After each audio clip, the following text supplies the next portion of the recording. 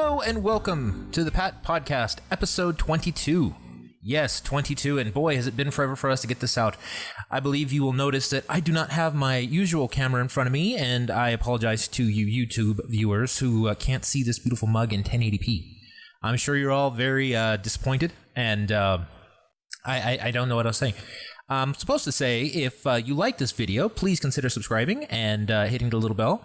Today, I'm going to be talking about my amateurish, novice approach towards the mirror concept that I've been looking at, and it's actually got some interesting concepts in it. And given the last couple of days, I've had some issues trying to project that concept in a way that is constructive.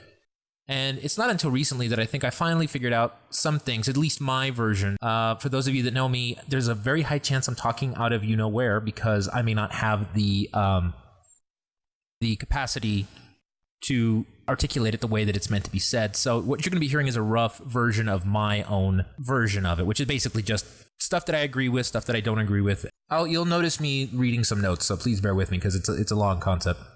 The idea that we can only see things within others that we can see within ourselves. For example, I could not see myself as an annoying person because I would act nothing like the people that annoy me, right?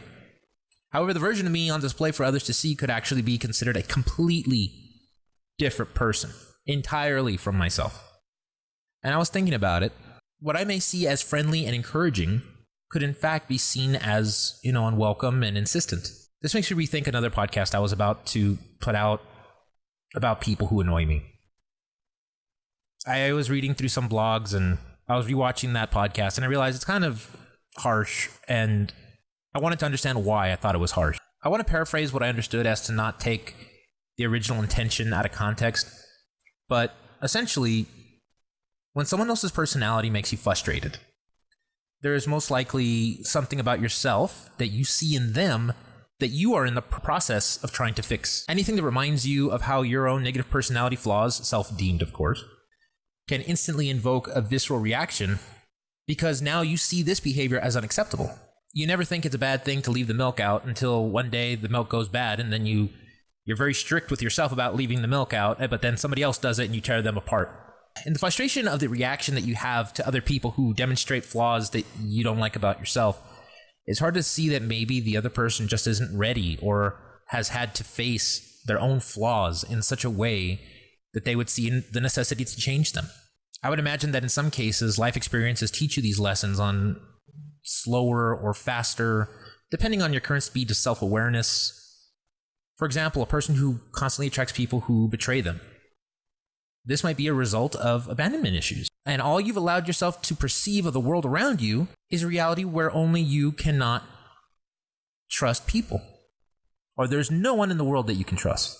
Now, that's a very extreme example, but a realistic one, because in a world that you only see of people that you can't trust, your natural reaction is they're going to betray you at some point, which that's not the case. It's the self-fulfilling prophecy which I've been so readily told that I possess, and am trying to come to terms with the concept.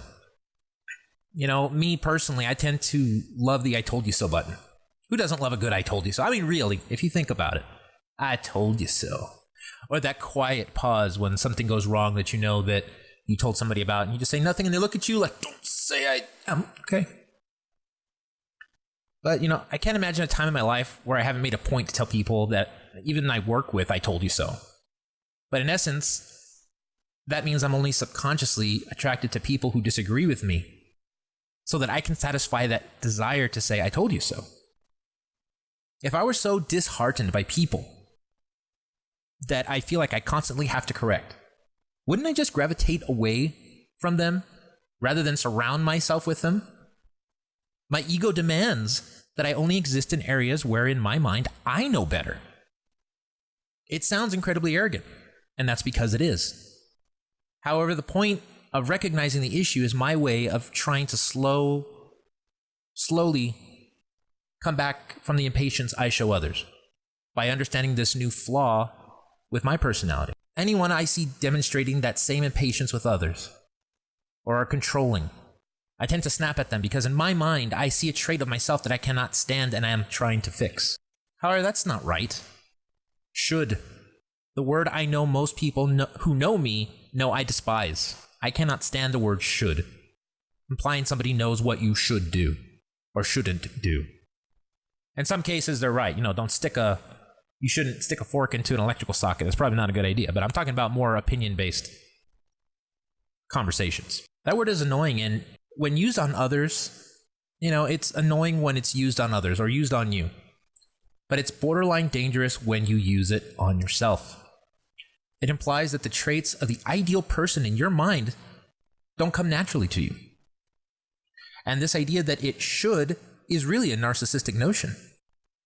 And if you've been raised with harsh punishments for your shortcomings, you tend to punish yourself for an unrealistic expectation, as opposed to doing the better version, which is try to learn from it and change it. In that way, annoying people, ironically, are some of the best people to learn from, as their annoyance tends to highlight whatever issues we ourselves are currently working on.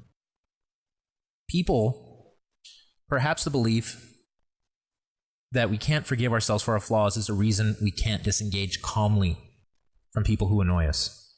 That is not to say that severing a relationship with someone for your own sanity isn't an acceptable form of disengagement. However, perhaps maybe after you've learned the lessons as to why you don't like this person, which, as I said already, is most likely the things that you don't like about yourself. On the flip side, the qualities you admire about someone else is also a reflection of your character. If you value their work ethic, their positive attitudes, you're trying to work on and build up. Being unable to qualify another person's background is a primary reason why you should never judge a person based off of how much they annoy you. Because you don't understand, like I said, the speed of self-awareness that they were forced to endure. Some are forced to endure painful self-awarenesses. It's like celebrities. We look at celebrities and they exist on this plane of almost untouchable.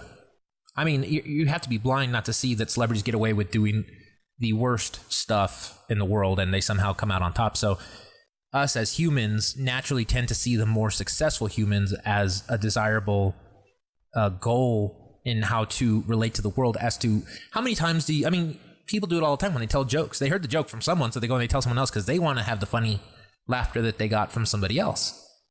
And that's normal, but to the point that you're wondering what the secret recipe is, it becomes this desire to almost bring them down to a norm where you yourself can see yourself so as not to feel bad about yourself. The success that other people have is dependent on so many factors and situations.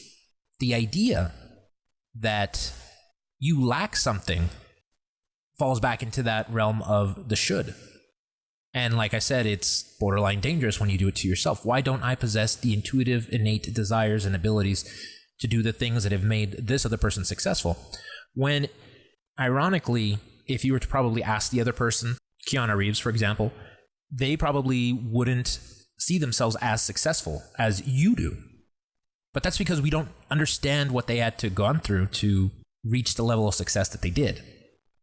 And we get lost in that search for familiarity with our personality in a hope to parallel some of the tendencies that make these successful people successful.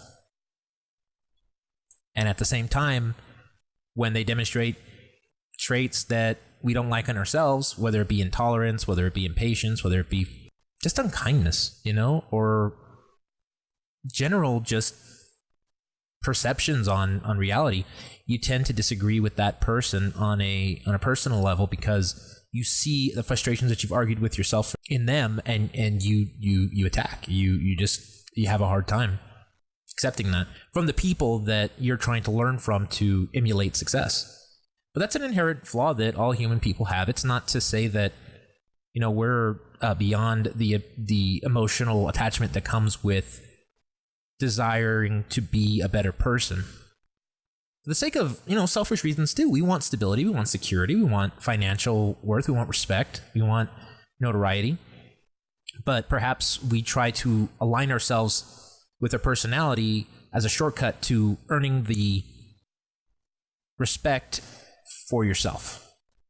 This may be a short Pat podcast, but like I said, it's simply just to air some thoughts that I had in my mind, share with any viewers that are interested what is going on.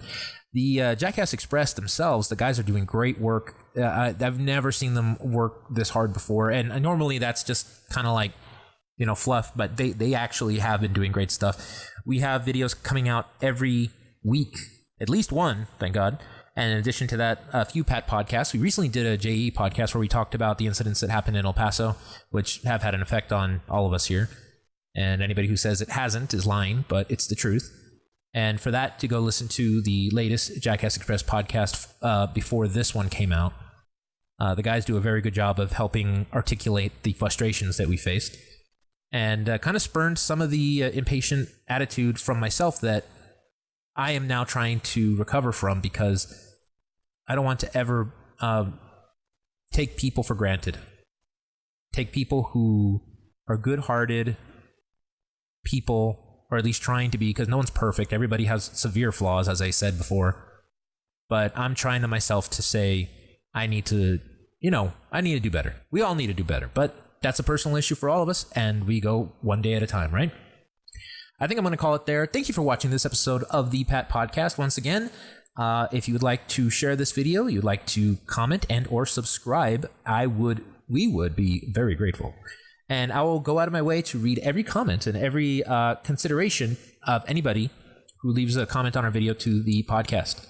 Thank you for watching. I will see you next time. Farewell.